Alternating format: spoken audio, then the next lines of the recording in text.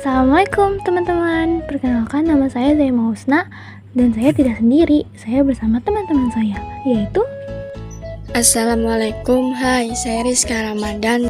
Assalamualaikum, hai, aku Putri Azura Syafira. Jadi hari ini kami akan menceritakan cerita singkat tentang pemimpin masa Daulah Ayyubiyah, yaitu Salahuddin Al-Ayyubi. So, tanpa berlama-lama lagi, mari kita simak videonya.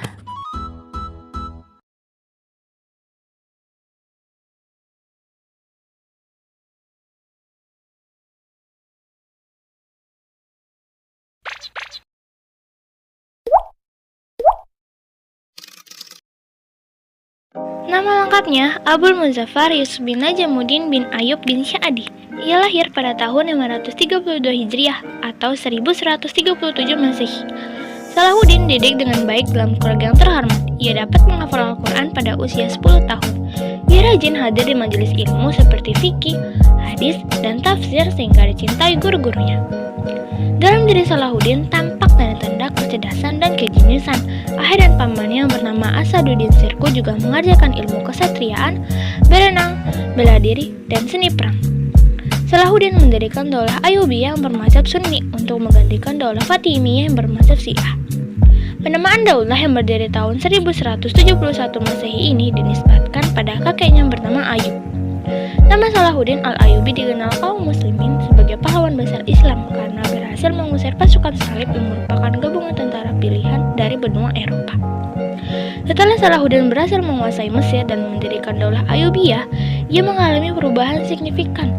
Ia yakin bahwa Allah Subhanahu wa Ta'ala telah mempertanggungjawabkan kepadanya satu tugas sangat berat yang tak mungkin dapat dilaksanakan jika ia tidak bersungguh-sungguh. Dunia dan kesenangannya telah lenyap dari pandangan matanya. Dengan kerendahan hati dan rasa syukur kepada Allah Subhanahu wa Ta'ala, ia menolak godaan-godaan dunia dan segala kesenangannya. Salahuddin wafat bertepatan hari Rabu 27 Safar tahun 589 Hijriah dalam usia 57 tahun. Bahaduddin bin Syaddad, penasihat utama sekaligus sekretaris Salahuddin, menuliskan mengenai hari-hari terakhir Salahuddin. Pada malam 27 Safar, 12 hari setelah ia jatuh sakit, ia menjadi sangat lemah. Syekh Abu Ja'far sebagai seorang yang wara telah diminta menemani Salahuddin di istana supaya jika ia nazak, bacaan Al-Quran dan syahadat dipertengahkan kepadanya. Memang pada malam itu tampak tanda-tanda berakhir hayatnya Salahuddin. Syekh Abu Ja'far telah duduk di tepi pembaringannya semenjak 3 hari dan membacakan Al-Quran.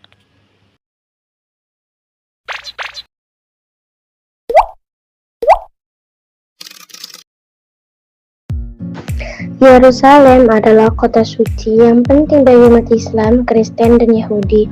Pada masa pemerintahan Khalifah Umar bin Khattab, pasukan Islam berhasil mengepung Yerusalem. Uskup Sopronius, pemimpin Kristen di Yerusalem, akhirnya menyerahkan kota tersebut kepada umat Islam dengan syarat Khalifah Umar sendiri yang menerima penyerahan tersebut.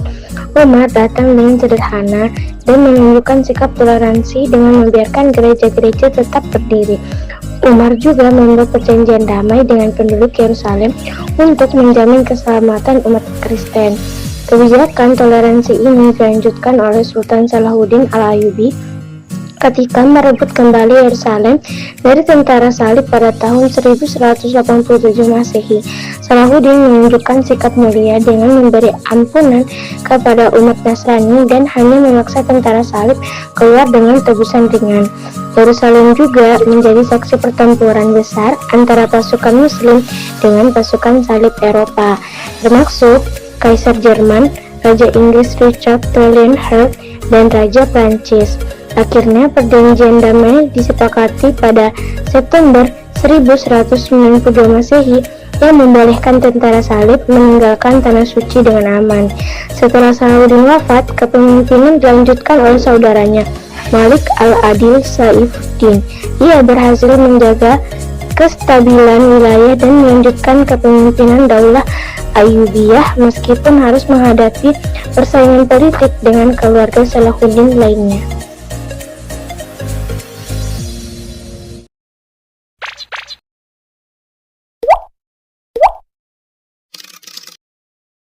Salahuddin memiliki kecerdasan tinggi dalam bidang militer.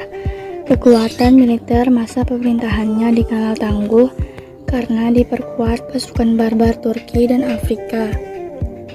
Ia juga membangun sebuah benteng pertahanan bernama Qal'atul Jabar tahun 1183 Masehi di Kairo. Kehidupan Salahuddin penuh perjuangan dalam rangka menunaikan tugas negara maupun agama. Pada masa awal berdirinya pemerintahan Salahuddin Al-Ayyubi tidak sedikit mengalami goncangan dan pemberontakan. Beberapa pemberontakan ternyata dilakukan oleh pihak yang dahulunya menjadi sekutu, bahkan kawan seperjuangannya. Adapun beberapa pemberontakan tersebut sebagai berikut. A. Pemberontakan oleh kelompok pembela Al-Malik As-Salih yang dipimpin oleh Zanki. Kelompok ini berafiliasi dengan gubernur Mosul yang bernama Al-Ghazi. Mereka melakukan pemberontakan karena merasa tersaingi dan terancam oleh kekuasaan Salahuddin. B. Pemberontakan dari Inter Bani Fatimiyah, yaitu protokoler Khalifah Al-Adid yang bernama Hajib.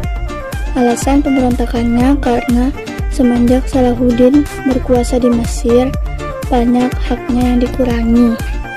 C. Pemberontakan oleh Nuruddin Zanki yang dahulunya merupakan majikan sekaligus kawan seperjuangan Salahuddin.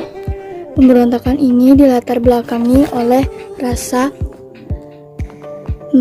iri Nurul Zanki memiliki semakin besarnya pengaruh Salahuddin. D.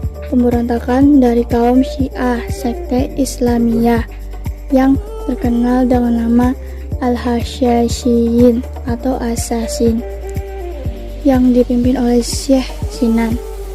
Mereka melakukan pemberontakan karena merasa penduduknya terancam oleh Salahuddin.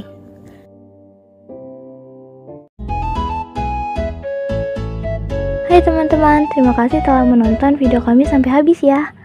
Kami ucapkan wassalamualaikum warahmatullahi wabarakatuh.